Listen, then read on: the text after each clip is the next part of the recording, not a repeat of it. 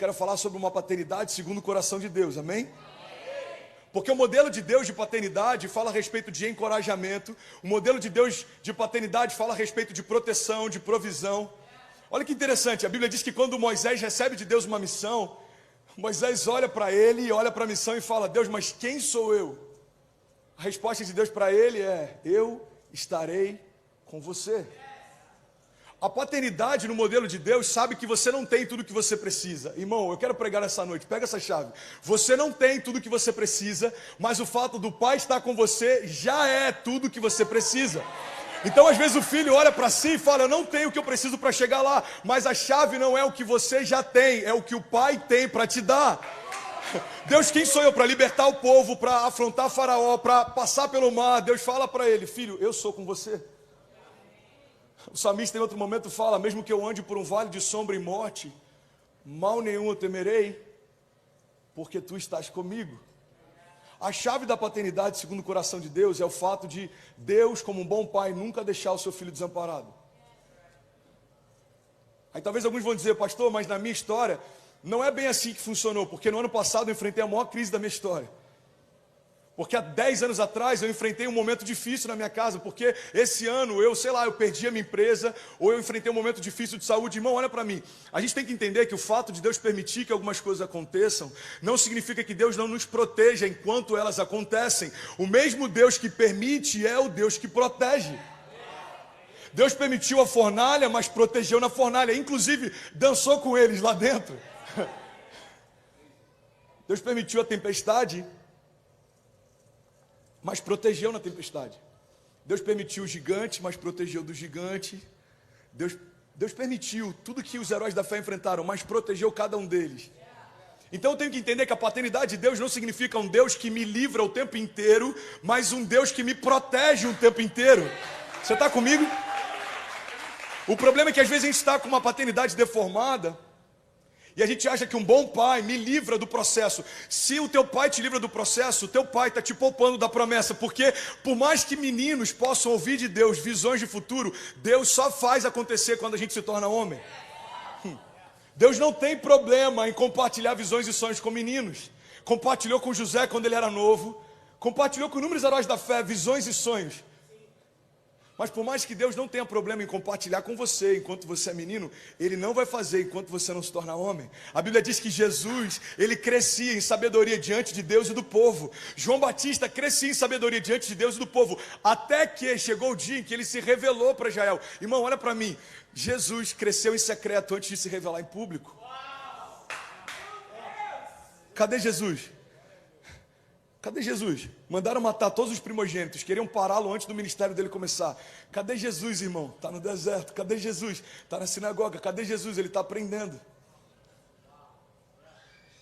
Até que chega um dia que Jesus se levanta. Porque antes da gente começar a liberar em público, a gente precisa gerar em secreto. Então a paternidade, segundo o coração de Deus, ela prepara antes do envio, ela prepara antes da promessa. Por quê, irmão? Porque se Deus não nos preparar antes de receber, aquilo que Ele vai dar para a gente vai se tornar o nosso tropeço. Irmão, olha o que a Bíblia diz: não se coloca vinho novo sobre odre velha. A gente pode achar que isso é um castigo de Deus, mas isso é uma proteção de Deus. Porque o vinho novo, quando era colocado numa odre velha, a odre velha não suportava o poder do vinho novo. Então, se você coloca um vinho novo numa odre velha, ela se rompe e se perde a odre e o vinho. Olha para mim, vocês estão comigo? Então Deus está dizendo: eu estou te poupando porque eu te amo. Eu estou te poupando por zelo, não porque eu não quero dar, porque isso não é bom para você agora. Então, renova a tua odre e eu derramo o meu vinho. Essa é a paternidade no padrão de Deus. Não é um pai que dá tudo na hora que a gente quer, é um pai que dá na hora que a gente está pronto para receber. Então o que a gente tem que entender é que Deus sempre está pronto para dar. Talvez o que está faltando em mim é estar pronto para receber o que Ele sempre quis me dar. Você acha que eu não queria poder ter a oportunidade de plantar uma igreja no início da minha conversão? A pergunta é: eu estava pronto para isso? Você acha que eu gostaria de ter a oportunidade de pregar para príncipes da minha geração? A pergunta é: eu estou pronto para isso? Quantos que querem ser pai, mas a pergunta que a gente tem que fazer é: eu estou pronto para isso? Porque quando eu entendo, irmão, que tudo que Deus permite que eu passe é um processo, eu paro de rejeitar o processo, eu começo a abraçar eles. Os processos não são o seu problema, os processos são uma ponte que Deus constrói para te levar para as promessas. O processo separa meninos de homens. Você está comigo? Diga amém. Processo, irmão, processo é libertador, processo ativa dons e chamados, processo forja caráter, processo nos ensina sobre resiliência. Resiliência foi uma palavra de ordem no ano passado. Resiliência nada mais é do que a capacidade de levantar depois que caiu. Não significa que a gente não vai cair, você vai tropeçar, você vai errar. Você vai entrar numa porta que você jura que é de Deus e depois você vai ver que não é. É normal, faz parte. Fala comigo, isso é vida real. Isso é vida real, irmão. Agora o segredo não está da gente ficar com medo e nunca entrar. O segredo está em saber que mesmo se eu tropeçar, o meu Pai está pronto para estender as mãos e me colocar de pé de novo. Você está comigo? Qual é a característica que a gente vê na paternidade de Deus o tempo inteiro? Despertar a grandeza. Se a gente fosse falar de grandeza alguns anos atrás, na igreja brasileira principalmente, isso ia ser muito assustador para alguns, porque a gente aprendeu uma teologia que fala que a gente tem que diminuir o tempo inteiro para que ele cresça. Alguns vão dizer, pastor, isso está na Bíblia, eu sei. Mas essa é a fala de João Batista, não de Jesus. Pega essa chave, irmão. Essa é a fala do último profeta de uma antiga aliança, mas não é fala do segundo Adão da nova aliança. Olha o que João Batista diz, que eu diminua para que ele cresça. Olha o que Jesus diz, vocês são a luz do mundo. Que vocês brilhem como estrelas no universo, para que todos possam ver. Irmão, João Batista está no final de uma aliança limitada da letra, que depende de sacrifício de animais para poder ser perdoado. Jesus é a nova aliança no Espírito, que já pagou o preço, que já pagou o pecado, que já pagou meu passado e já restabeleceu todas as promessas que o pecado me roubou. Irmão, em Cristo eu posso viver como se o pecado nunca tivesse existido. Então Jesus está dizendo, olha, vocês são como estrelas, vocês vão brilhar para que todos vejam a luz de vocês. Esse brilho não fala a respeito de uma vaidade que aponta para você, e essa é a chave, porque é uma linha muito tênue. Esse brilho fala a respeito da luz de Deus que brilha em você. Porque vamos ser sinceros, irmão, vê se faz sentido. Quando eu estou em Deus, se eu como pastor peco, é uma vergonha para o evangelho. Se eu como homem casado faço alguma coisa errada, vai ser uma vergonha para a igreja que eu pastoreio, sim ou não? Então, da mesma forma que os meus erros causam vergonha, os meus milagres devem ser motivo de alegria. Então o que Deus está dizendo é, a partir do momento que você está em mim, filho, você se tornou um outdoor daquilo que eu posso fazer com um homem que está completamente rendido. Então o teu milagre vai apontar para mim, o teu green card aponta para mim, os teus filhos apontam para mim, as tuas promessas apontam para mim, os teus milagres apontam para mim. Por quê? Porque agora, quando você cresce, a minha glória cresce. Quando você cresce, se manifesta, se torna visível para todo mundo o Deus que em você habita. Eu vi uma frase, eu acho que é do Billy Graham essa semana, eu achei demais. Ele disse o seguinte: a cada 100 pessoas, uma lerá a Bíblia e as outras 99 lerão os cristãos. Isso é muito forte. Cada 100 pessoas, uma está lendo a Bíblia, 99 está lendo os cristãos. Lembra daquele milagre da mulher do fluxo de sangue? A Bíblia diz que ela tem um pensamento, anos sangrando, anos precisando de um milagre. Ela gastou tudo que tinha, recorreu a todos os médicos, ela tentou de todas as formas. Mas quando ela ficou sabendo que Jesus estava passando na cidade, ela pensou, se eu tocar na orla das vestes dele, eu vou ser sarada. Irmão, olha o nível de fé e de entendimento dessa mulher. Ela sabia que não precisava nem tocar em Jesus para ser curada. Ela sabia que ela não precisava nem tocar em Jesus para ser curada. Pastor, mas a Bíblia diz que ela tocou em Jesus. Não, a Bíblia não diz que ela tocou em Jesus. A Bíblia diz que ela tocou naquilo que tocava Jesus. Ela tocou na roupa de Jesus. Então essa mulher entendeu um princípio. A glória de Deus na nova aliança é algo tão poderoso que se eu tocar naquilo que toca ele, eu vou receber o que eu preciso. Você está comigo? É esse princípio que Deus usa para nós.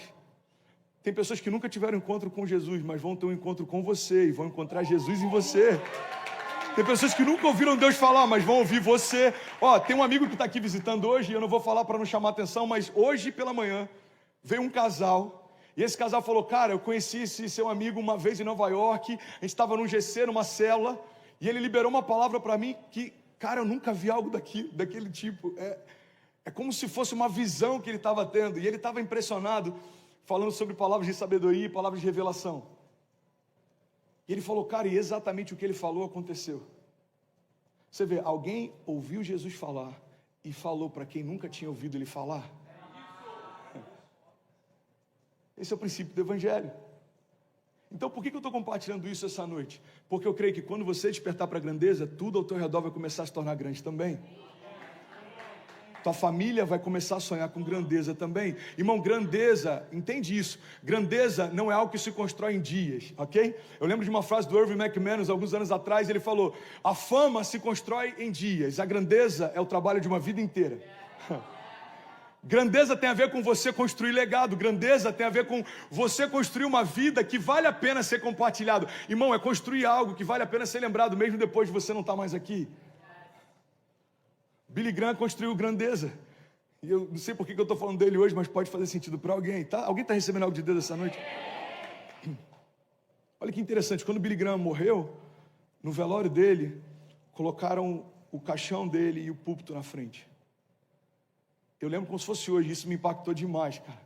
Eu estava acompanhando algumas reportagens do velório dele, e aí o filho dele foi falar. E o filho falou, o meu pai pregou até na sua morte. Ele pregava sobre o céu, escreveu sobre o céu, falava sobre o céu. Agora a mensagem dele se tornou real. Meu pai foi para o céu. Irmão, no velório de alguém que construiu uma vida grande, ele fala mesmo sem precisar falar. Você está comigo? Cara, está diferente aqui hoje, amém? Ele fala até sem precisar falar. O que é isso? É legado. Fala comigo, legado. Legado é completamente diferente de herança. Herança é algo que você dá para alguém. Herança é algo que você deixa para alguém. Legado é algo que você deixa em alguém. Então a herança você pode perder, o legado é impossível, está dentro de você. Se tornou parte de quem você é. É forte, não é, mano? Eu pastorei há alguns anos, eu conheci pessoas que receberam a herança dos seus pais, mas a última coisa que eles querem é ser como seus pais eram. E aí, cara, fala da sua história. Cara, eu recebi uma herança do meu pai, mudou minha vida. Uau, que legal. E aí, como é que seu pai era e tal? Cara, meu pai, enfim, eu prefiro não falar nisso. Ou então, meu pai não foi um cara muito legal. E você percebe que o pai deixou algo para ele, mas não necessariamente deixou algo nele. Herança qualquer um que trabalha bastante pode deixar para alguém. Legado, você precisa de grandeza para compartilhar. Ninguém pode dar o que não tem. Irmão, pega essa chave. Ninguém pode dar o que não tem. Ninguém pode dar o que não tem. Então como eu vou compartilhar grandeza com meu filho se não existe grandeza na minha história? Eu falei sobre isso, acho que semana passada, semana retrasada, sobre a responsabilidade que nós temos de gerar nos nossos filhos aquilo que Deus está gerando em nós. Porque o que a gente vê é o seguinte, principalmente na América, tem pais que vêm para cá e falam, meu filho tem 17 anos, ele não quer ir para a igreja, me ajuda a tornar meu filho apaixonado. Eu não consigo tornar o teu filho apaixonado em 6 meses, se ele, 17 anos com você, não conseguiu ver isso em você. Não transfere para mim uma responsabilidade que é sua. Então, você não quer vir, não quer se envolver, não quer participar, você não quer viver por isso. E agora, quando o seu filho está um pouco maior, você quer que ele deseje viver por algo que ele nunca viu ninguém desejando. Eu falei sobre isso 2 semanas atrás, o Lê veio falar comigo ali na sala, ele falou, cara, você acabou comigo, mano, hoje, com a pregação, porque eu lembrei da minha infância. Acabou a pregação, ele falou, eu precisei ligar para meus pais e agradecer. Eu falei, obrigado. Eu sou apaixonado pela igreja hoje porque vocês são apaixonados pela igreja. Uma palavra trouxe clareza para ele. Eu acho que talvez até aquele momento ele nem tinha se ligado que toda essa paixão que ele tem não surgiu do nada, ela foi transferida, isso se chama legado. Ele falou, mano, os meus pais andavam com a gente 45 minutos a pé para ir para a igreja. Ida, não, já está acabando, deixa eu pregar mais um pouco. Alguém me dá mais 5 minutos para pregar? Alguém me dá mais 5 minutos? Amém.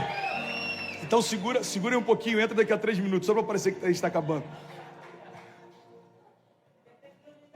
Jesus. Eu nem consegui entrar na pregação ainda. Dá para a gente fazer uma série sobre isso. Eu tentei hoje de manhã, não consegui. Estou tentando hoje à noite, não consegui. Tem alguns tópicos que a gente vai deixar para a semana que vem, quem sabe. E aí ele falou, a gente andava 45 minutos a pé para ir para a igreja e 45 minutos a pé para voltar da igreja. E aí quando meu pai conseguia carona, ele mandava eu e meu irmão na frente e ele voltava de carro. Ele mandava eu e meu irmão de carro e ele voltava a pé. Então entende isso, uma criança está vendo paixão nos pais e ele não vai precisar fazer esforço para ser apaixonado. Por quê? Porque isso passou a ser quem ele é. Então eu creio, irmão, eu posso errar de várias formas, mas uma coisa que nunca vai faltar para minha filha é a referência de que o pai dela era apaixonado por Jesus.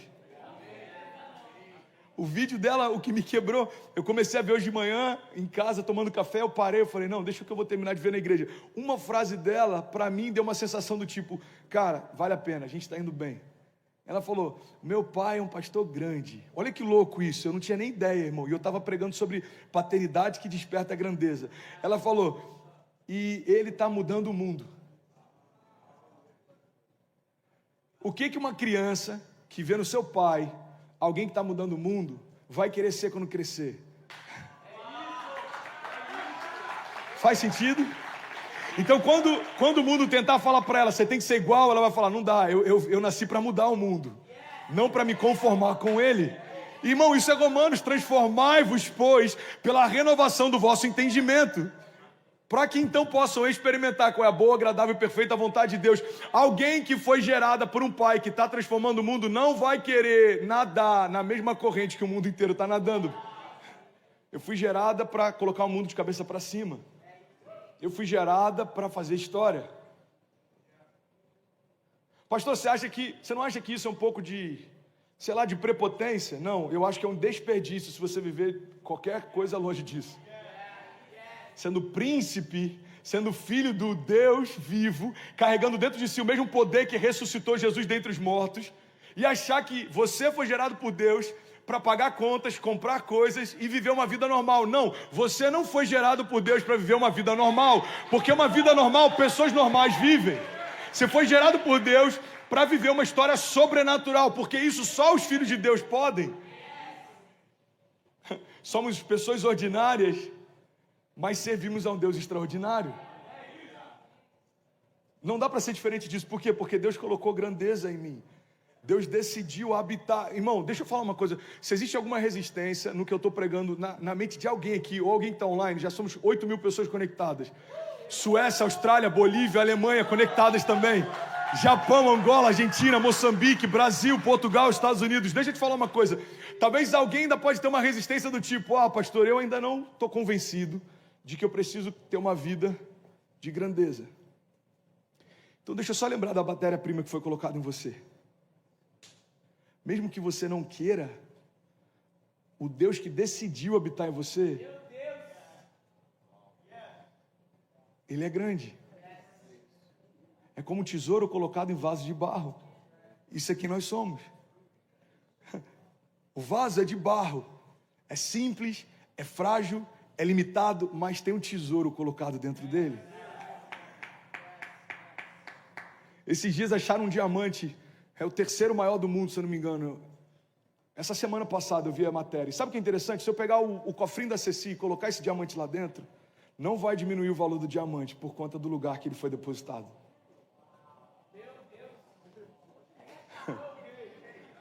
Mas certamente vai valorizar o porquinho da Cecília depois que ele for colocado ali. Faz sentido? Assim somos nós. Como vasos de barro com tesouro colocado dentro. Eu carrego a própria vida de Deus. Eu fui lavado pelo sangue de Jesus. Irmão, são verdades bíblicas que a gente tem que trazer à nossa memória em todo o tempo. Senão, o nosso evangelho vai se resumir a frases motivacionais.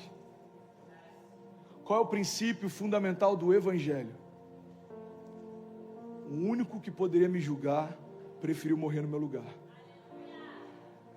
O único Filho de Deus se fez homem para que todos os homens pudessem ser feitos filhos de Deus. Ele era o unigênito. Olha para mim, irmão. E olha que eu não era muito bom em português na época do ensino médio. Mas unigênito significa o único gerado. Jesus era o único filho gerado por Deus. Mas depois que ele se entregou à morte e ressuscitou, ele se tornou primogênito. O que é o primogênito? Primeiro de muitos.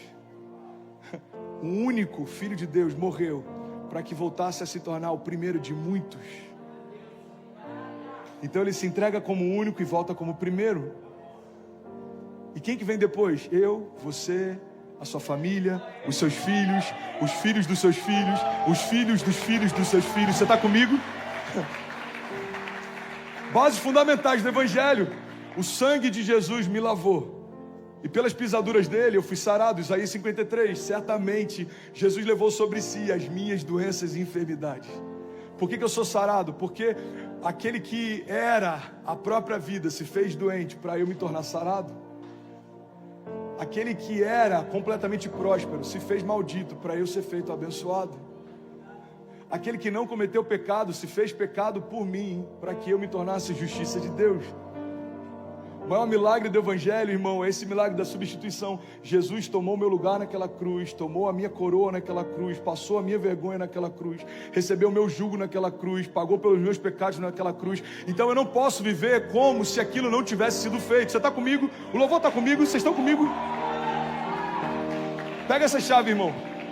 Se você não caminha com uma mentalidade próspera, não significa que o pecado de Jesus vai ser cancelado. Olha, o André não quis utilizar a prosperidade, então vamos voltar atrás e cancelar o sacrifício. Não, o sacrifício não vai ser cancelado, ele já aconteceu.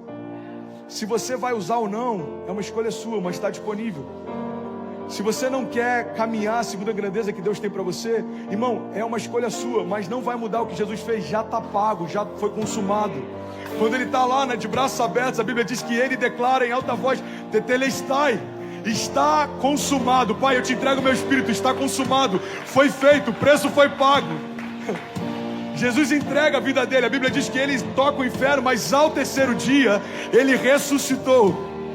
Uma das passagens que eu sou mais apaixonado na Bíblia é quando diz que Jesus fez de todo o inferno um espetáculo público, triunfando sobre eles na cruz do Calvário. Cara, isso é muito forte, olha para mim.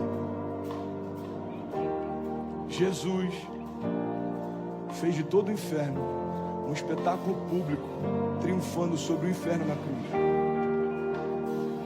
Eu vou finalizar agora. Você está comigo ainda? Diga amém. Eu tenho 2 minutos. Eu estou tirando onda, eu tenho 2 minutos ainda. Dá para a gente pregar uma série em 2 minutos. Vocês estão comigo? Não me deixe sozinho, não. Eu só tenho 2 minutos. Jesus. Todo o inferno, um espetáculo público, triunfando sobre eles na cruz. Sabe, eu quero te fazer um convite. A gente vai sair daqui. Você nunca mais vai olhar para você segundo quem você é. Você vai começar a olhar para você segundo o teu pai diz que você é. Amém? Então, se o cansaço disser para, você vai ouvir Deus dizendo para você: continua, eu sou contigo. Se o medo disser para, você vai ouvir Deus falando com você: podem 1000 cair ao teu lado, filho, 10.000 à tua direita, você não vai ser atingido. Se vier uma crise financeira, você vai lembrar Filipenses 4,19: o meu Deus suprirá todas as minhas necessidades segundo as suas riquezas em glória. Irmão, se vier qualquer condenação, você vai lembrar: eu sou santo, inculpável, livre de qualquer condenação. Se o pecado tentar falar para você quem você é, você vai poder falar: ei, não me procura no meu passado, eu não estou mais lá, Jesus mudou a minha história. Você está comigo? Então viver uma vida de grandeza, viver uma vida de grandeza é caminhar segundo a altura da identidade que eu tenho. E aí, tudo bem? Você acabou agora de assistir um vídeo. Se você ainda não está inscrito, já se inscreve também no nosso canal, ativa esse sininho aqui embaixo de notificação e toda vez que eu fizer uma live ou estiver transmitindo uma mensagem ao vivo, você vai ser um dos primeiros a saber. Mas eu deixei mais 2 indicações aqui que eu espero que façam muito sentido para você. Então já aproveita e clica para assistir a próxima mensagem, beleza? Seja bem-vindo ao time de incendiários e eu espero de verdade que essas mensagens mudem a sua vida como elas têm mudado a minha também. Até a próxima. Valeu, man. Até a próxima. Valeu, man. Até a próxima. Valeu, man.